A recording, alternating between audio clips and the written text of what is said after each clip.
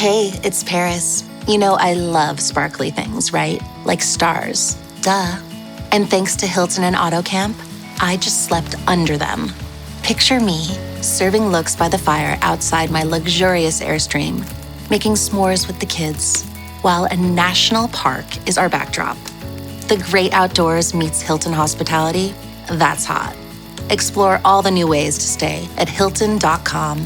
Hilton for the stay.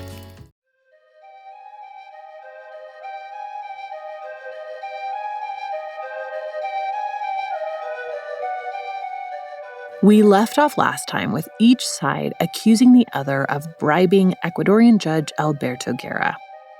And we're going to get back to the end of that story today, I promise.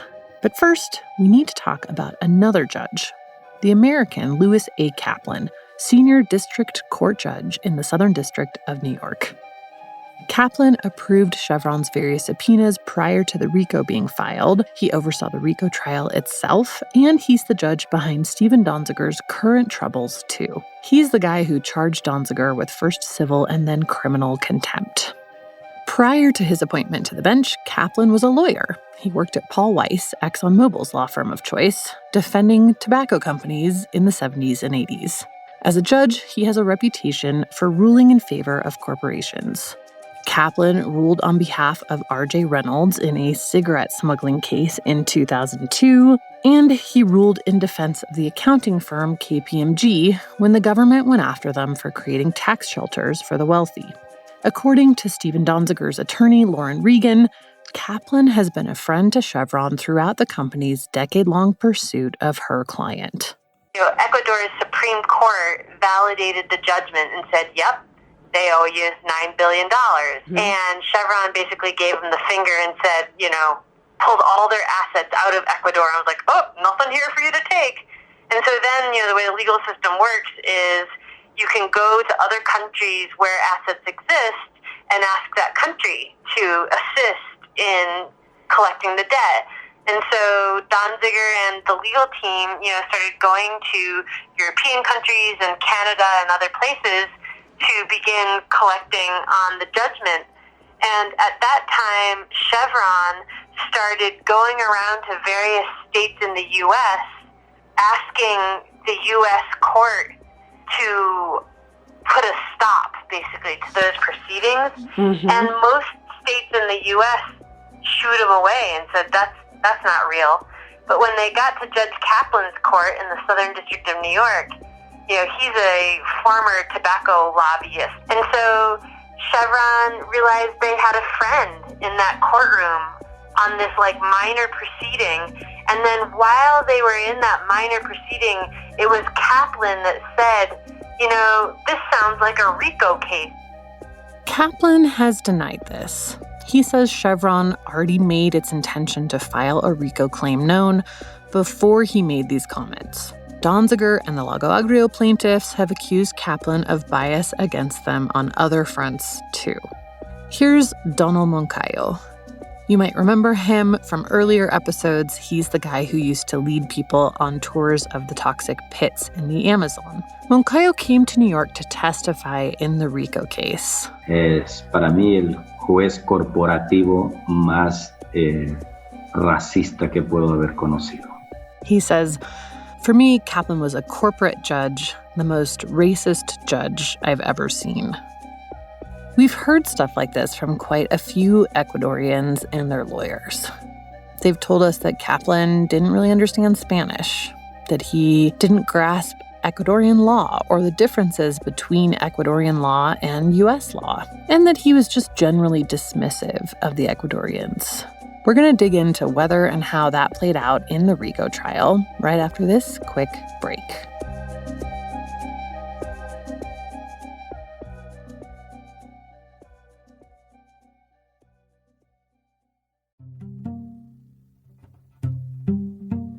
Hey, Drilled listeners, Amy here to recommend another climate podcast.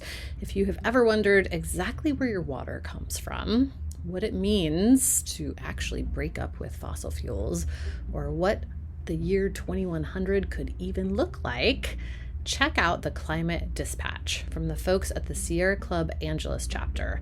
in collaboration with Stranded Astronaut Productions.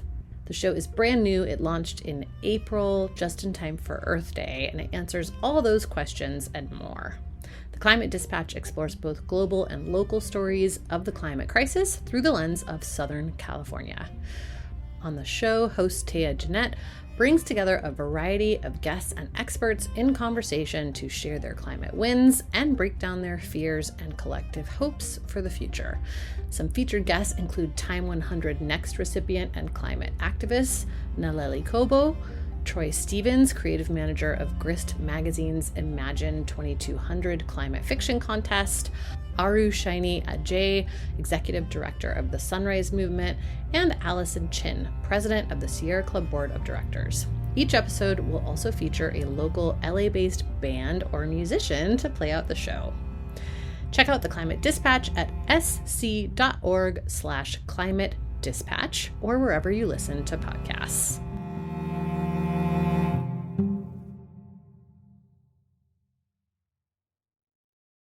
USAA knows dynamic duos can save the day, like superheroes and sidekicks, or auto and home insurance. With USAA, you can bundle your auto and home and save up to 10%.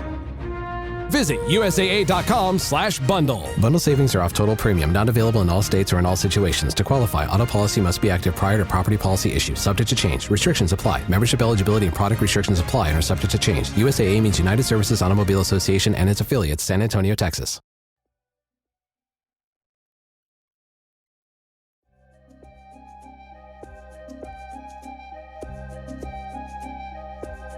Zoe Littlepage, who represented Donziger in the RICO trial, said the court's preferential treatment of Chevron was obvious from the jump.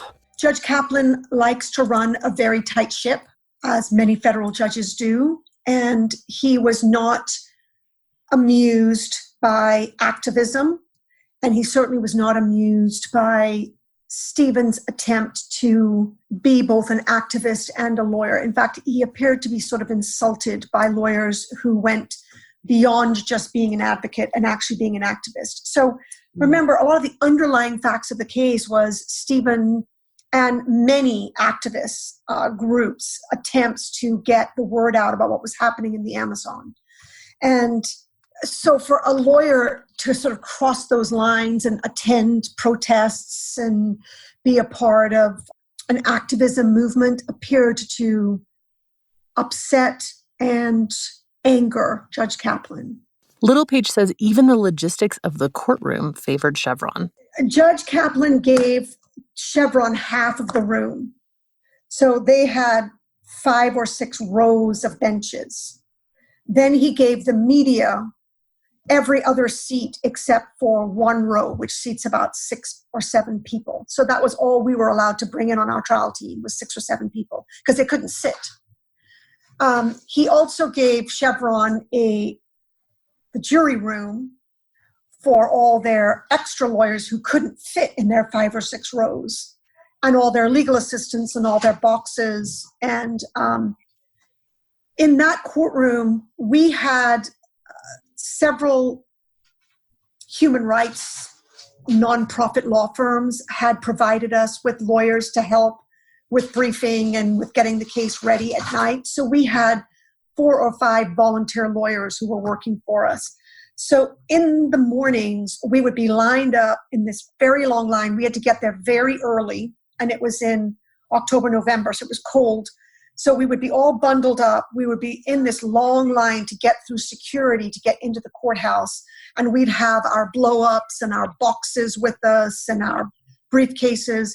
And then you would see a row of 5 black Lincoln Suburbans arrive with tinted windows.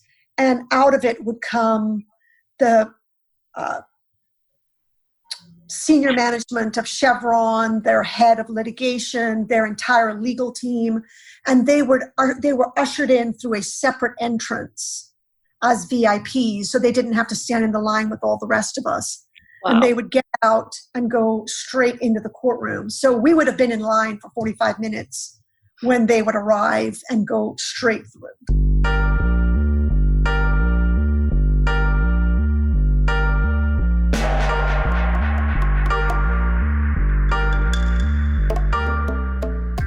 Julio Gomez is the attorney for the Ecuadorians named as defendants in the RICO case. He says he also saw examples of this, particularly with respect to how stacked the case was in favor of Chevron, simply by virtue of Chevron having the budget to put what Gomez, Littlepage, and Donziger all described as a quote-unquote army of lawyers on this case. For example, one of the things we wanted to do in our case is to have live testimony. In any usual case, you have a witness get on the stand and they give what's called a direct examination. Their attorney questions them, what happened to you, what did you see, what did you observe, etc. And then the other side cross-examines you live. That's the way most trials are conducted in the United States. In New York, in this particular trial, New York has this practice where, that can take too long. So what we'll do is we'll have the witness submit a written testimony.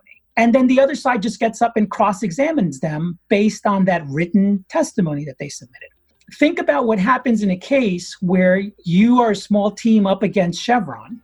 Chevron has 30 witnesses, and a day before trial or 2 days before trial, you are handed 30 written testimonies with, 10 to 50 exhibits each.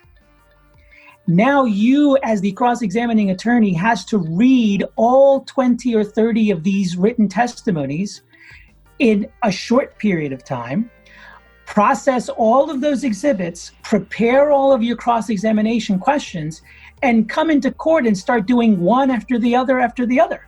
That's crazy. Yeah. That's just impossible. I would have much preferred having them testify live, because not only do they have to tell their story properly, and some witnesses, no matter how well you prepare them, are going to screw up when they give their testimony in court. That would have benefited us. But more importantly, we would have heard the testimony in real time and had time to react to it slowly, as opposed to being bombarded with all of the testimony at once and then being required to prepare to go in and cross-examine everybody in the next week. Gomez says he actually asked Kaplan to space out the testimony, have live testimony and live cross-examinations, but to no avail. We made repeated appeals to Kaplan that take into account our lack of resources to develop procedures for the trial that could counteract the prejudice that these procedures would cause on the plaintiffs, on Stephen Donziger and on the Ecuadorian plaintiffs. And I don't remember any instance when the court made those kinds of accommodations to us. Judge says, no, we do this all the time in New York. There's nothing unusual about doing this way, and we're going to do it this way in this case. The mismatch of resources is something that came up a lot when we started digging into the RICO case. A couple episodes back, filmmaker Joe Berlinger said something about how we have a justice system where deep pockets prevail. Gomez said something very similar about the RICO trial. What would it take to mount a challenge to that? Another oil company. The people don't understand the incredible inequity in our legal system to finances. If you have the money, you can write the most incredibly prepared, beautifully articulated briefs. You can hire the best investigators. You can look under every stone. You can hire the best experts with the best credentials.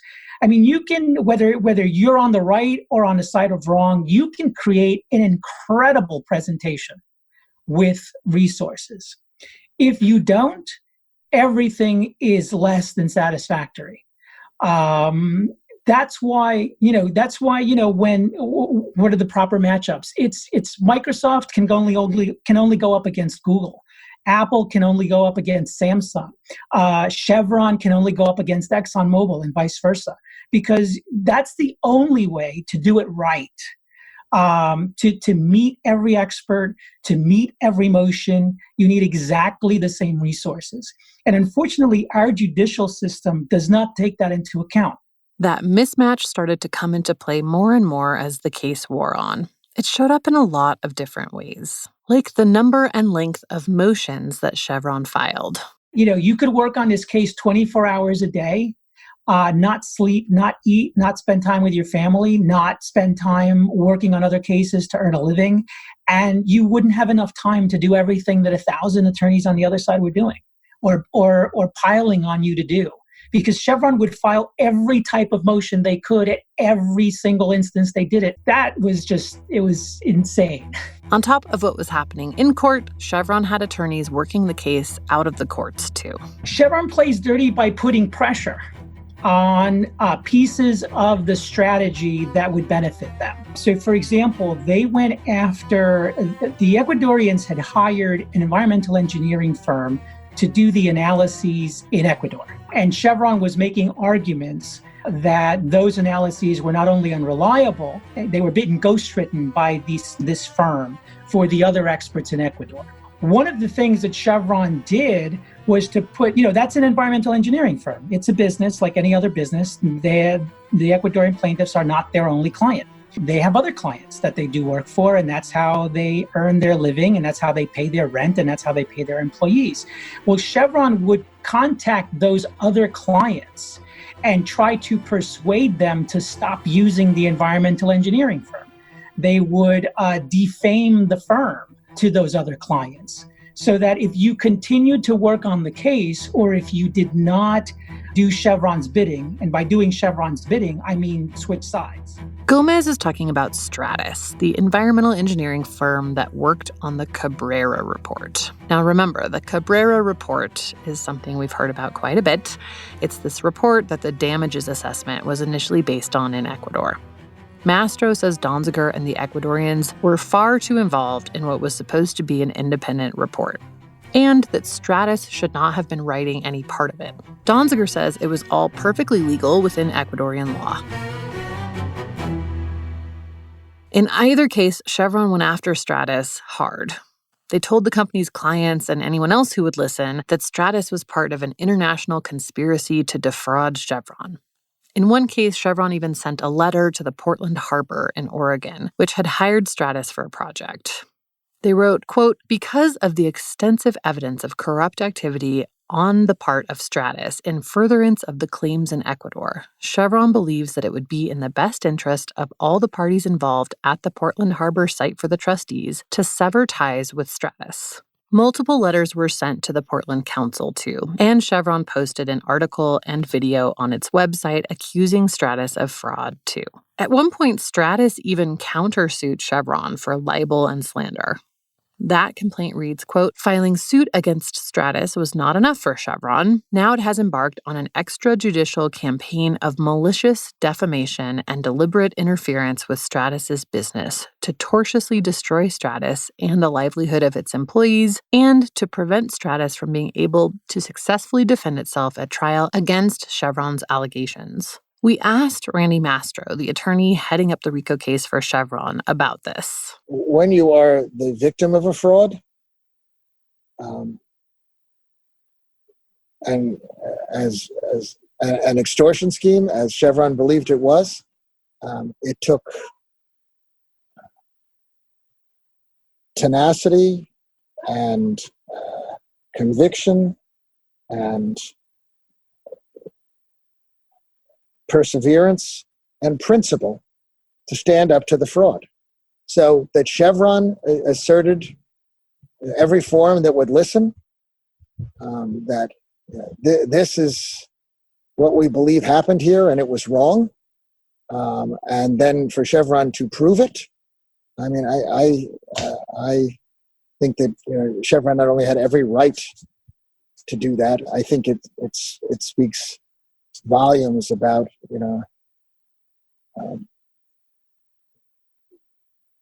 Chevron on behalf of its shareholders and stakeholders doing the right thing and not being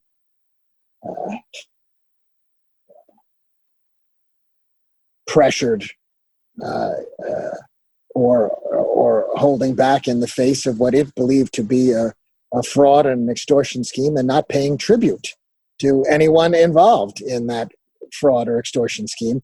2 years after his original deposition, Stratus VP Douglas Beltman recanted his testimony.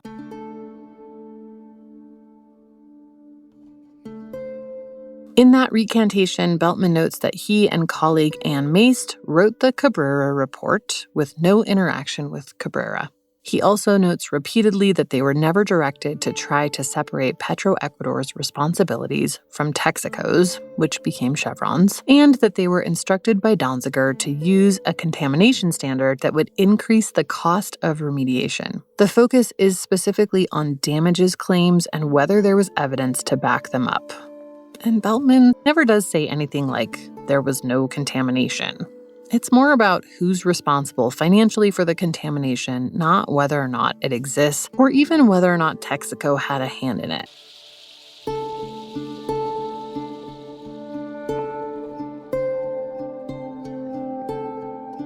They convinced that firm, or forced that firm, in my opinion, to switch sides and turn against the Ecuadorian plaintiffs who were their clients. Gomez and Littlepage made this argument in court as well, but Kaplan wasn't having it.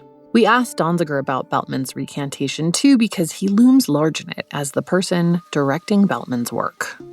Douglas Beltman, that just makes me weep and hurt. Doug was one of our scientific experts, a wonderful man of high integrity and intelligence and skill. And Chevron I think they just destroyed his life. I mean, they named his company as a defendant in the RICO case.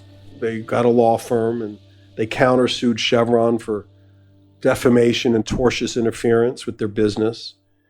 And in the end of the day, to settle the case as between the consultancy, which was called Stratus, Beltman, and another scientist there named Ann Maist, and Chevron, Stratus came to an agreement that required Beltman and Maist to put in affidavits that contained a ton of false information. Tellingly, Beltman never came to testify. And the sad part is, I think when Doug wrote that affidavit, with all this distorted or false information, I think he thought that would be the end of his problem. But what ended up happening is right after he submitted it, his partners fired him anyway, and he hasn't been heard from since. So I don't know what happened to him, and I'm scared, honestly. He's another one of Chevron's victims, and I worry about him. I think about him a lot, actually. I have no idea where he is. My co-reporter on this season, Karen Savage, found Doug Beltman. He's retired now and can't talk publicly about the case because he signed various agreements with Chevron that prohibit it. He said he wished he could talk to us, but he couldn't, and he sounded pretty scared to attract any attention from Chevron. Julio Gomez, the lawyer for the Ecuadorian plaintiffs, said he also heard from lawyers at some of the firms working on the case that Chevron was calling their other clients, applying pressure too. Joe Cohn, a prominent lawyer who had helped to fund the Lago Agrio litigation, was another partner who testified against Donziger. Okay, so one of the things that I saw is a guy named Joseph Cohn. Testified against you, said you obtained millions of dollars in litigation funding and didn't keep him in the loop, basically, and misrepresented what was going on. Tell us more about that. Joe Cohn is a prominent lawyer in Philly. His law firm funded most of the case. They funded my work on the case for the most part. We worked well together. He's a good, solid lawyer. When Chevron started to make these allegations that the Cabrera report was done wrongly or fraudulently, and then they filed the RICO case, Joe got extremely nervous. I think he was petrified that the RICO litigation would name him as a defendant, and he would be, at that time they were suing us for $60 billion, largest potential liability in U.S. history. And I think he thought his life was going to be destroyed and he was going to be bankrupted and his firm was going to be closed down by a liability that might come out of this fake RICO case. So I think out of that fear, Joe started to cooperate with Chevron. I mean, it's really no different in my mind than what a lot of people did to get out from under the pressure that Chevron and Judge Kaplan were putting on them. Other law firms who are working with us did this as well, but many others stayed in there. I mean, I don't want people to think that people just abandoned the case, but there were certain individuals, Joe Cohn among them, who basically abandoned their duties to the case and to the people of Ecuador, and to their own integrity, in my view, to, get Chevron off their back. The people who could have easily abandoned Donziger and didn't were the Ecuadorians. The U.S. courts really had no jurisdiction over them. That's true in general, but in this case in particular, keep in mind that Chevron had argued itself about a decade ago that the New York courts had no jurisdiction over what had happened in Ecuador. Here's their attorney, Julio Gomez, again. Looking back, to take the position that this case cannot return to New York at all, and that the Ecuadorian plaintiffs should simply default entirely and not do absolutely anything and completely protest the return of this case to New York. If I had it to do over again, that's probably the card that I would play. It would have been better for the Ecuadorian plaintiffs to be able to say in other countries, as a matter of principle, we should not have been required to present any evidence in New York after New York had already told us to go home. And to bring us back to do anything is completely illegitimate and completely wrong, and we will not participate in it. I think if I had it to do over, I would advise my client to do that, to completely protest the trial. And that's it. And unfortunately, Stephen didn't have that option because Stephen lives in New York and he's subject to the jurisdiction of the court and he has to defend the case. But my clients did have that option. And that was not a card we chose to play. According to Donziger's lawyer in the RICO case, Zoe Littlepage, Judge Kaplan focused on two key issues in the case: the Cabrera report and the allegation that the judgment itself had been ghostwritten. It was very clear Judge Kaplan was really focused on the bribery. Yeah. And so a lot of the stuff that had happened in the underlying case, and a lot of the disquiet that the tribesmen had about the way Chevron had handled the case and some of the sort of dirty tricks Chevron had played in Ecuador with the underlying case was not allowed into evidence. We were not allowed to explore any of those prior issues. And Judge Kaplan's ruling was it just wasn't relevant. He was really focused on some very specific incidents, and that's all he wanted to talk about, and he would not allow any evidence of anything else. The other thing that Judge Kaplan was really sort of focused on was, had the plaintiff's team crossed the line with that court expert and been sort of too interfering, helped him actually create his report, helped him put together the exhibits to his report, none of which is prohibited under Ecuador law. We've covered the Cabrera report at length, but the bribery Littlepage is referring to there brings us back to the Guerra story. We heard last time from Chevron's attorney, Randy Mastro, that Guerra had been part of the conspiracy with Donziger and the Ecuadorians and then flipped on the Lago Agrio plaintiffs testifying against them. Here's Mastro again. There were actually multiple witnesses in Ecuador and in the United States who'd been working with the plaintiff's team who flipped during the case. I'm a former federal prosecutor, and I don't use that term lightly. They were part of the conspiracy, or they refused to be a part of the conspiracy, and they later gave testimony against Donziger and his allies about the conspiracy that they were perpetrating. Alberto Guerra wasn't the only one. And he gave very powerful testimony at the trial. And he ended his testimony by saying, I know I did bad things. In words or substance, he said, I know I did bad things. I regret that I did bad things, but I'm telling the truth today.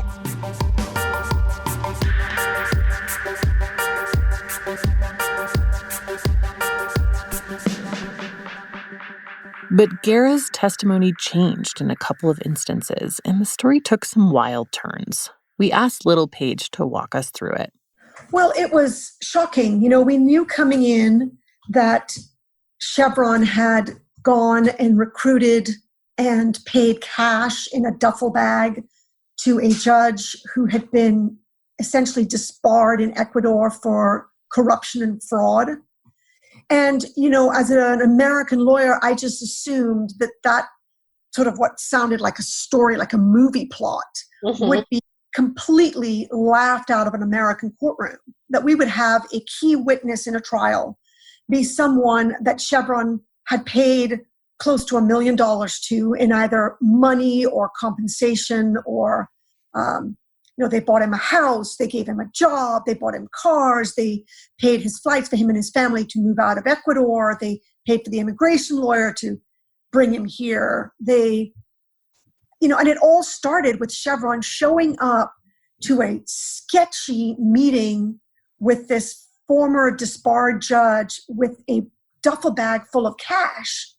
And the idea that what this judge would say would hold any weight in an American courtroom was laughable when I first got involved. I mean, I thought, okay, this is a joke, right? I mean, we are not allowed to pay fact witnesses. That's the rules. You cannot pay a fact witness just for this reason, because we're not supposed to influence the facts of a case. And yet Chevron had paid a fact witness, and not just paid him $15,000 in a duffel bag the first time they met, but then paid him another $10,000, and then would give him bonuses of cash if he came forward with more and more supposed facts that he had just remembered. He would get a bonus for everything he had just remembered. So that was an incredible concept. Gomez was also blown away by this. Given what Guerra was allowed to testify about, and given the fact that the court chose to believe some aspects of his testimony and disregard other aspects of his testimony, I don't know that another witness would have made the difference if the court's willing to cherry pick testimony like that. And, the court had reasons to do it, and the court has every prerogative to do it. Judges do that all the time. What Judge Kaplan did about deciding to believe some of what Guerra said and some of what Guerra did not happens all the time in court. I particularly don't think it should have happened here, given, that he was getting paid $12,000 a month, but, that's my opinion.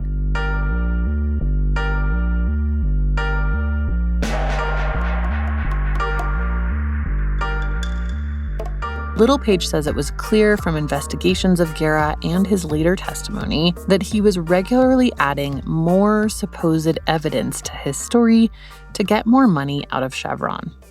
Transcripts of his testimony back this up.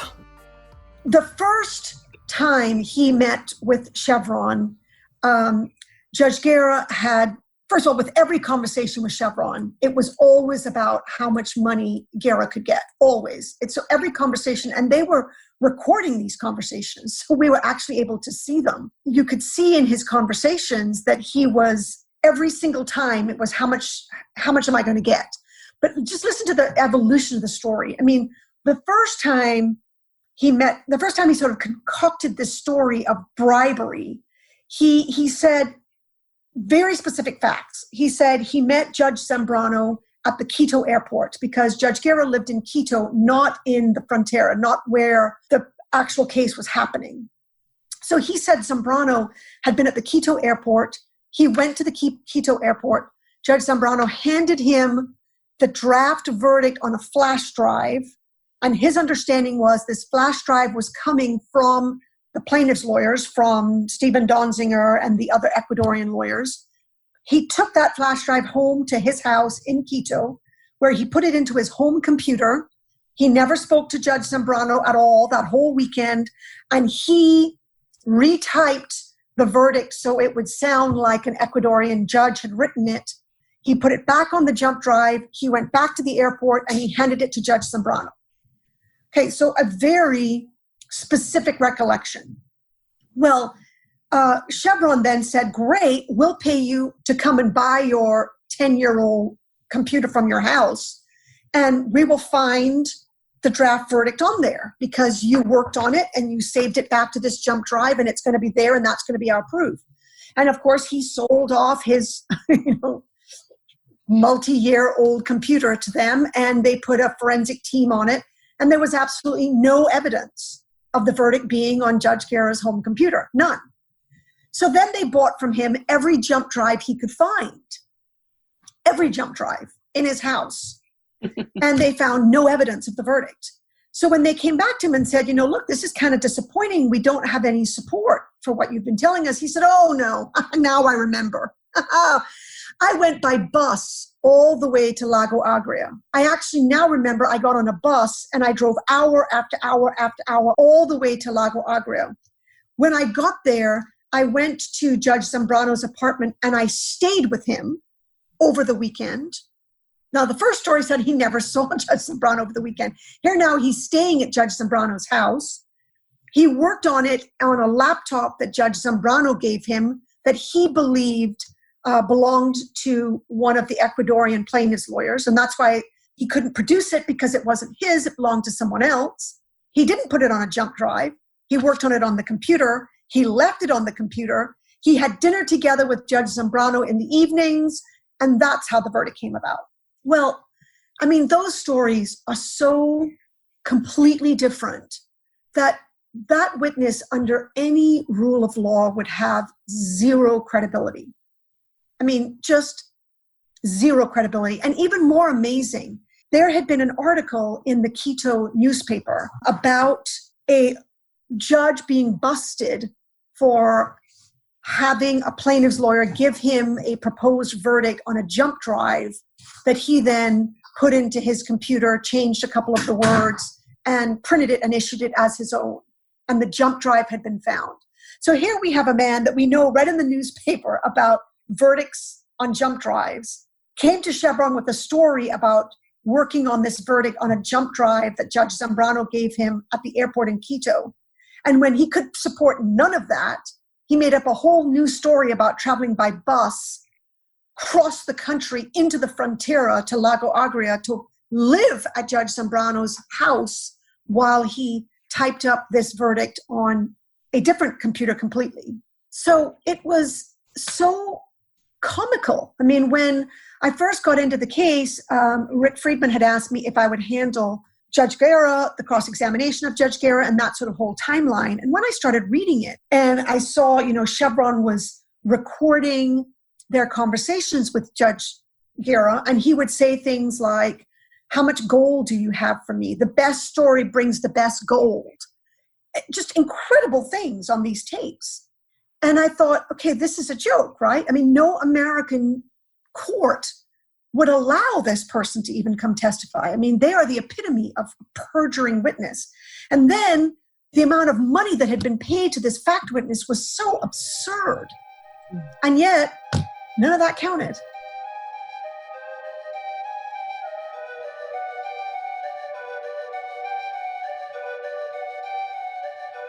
It's true, ultimately, none of it counted. Judge Kaplan ruled against Donziger and the Ecuadorians throughout the case, and eventually did find them guilty of fraud.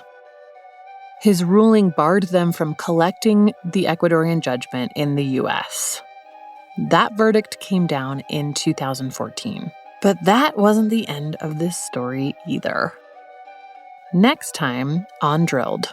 Humberto and Carmen gave kind of like a warning about what they had gone through, that it was likely to come to pass once again now that this RICO precedent has been set.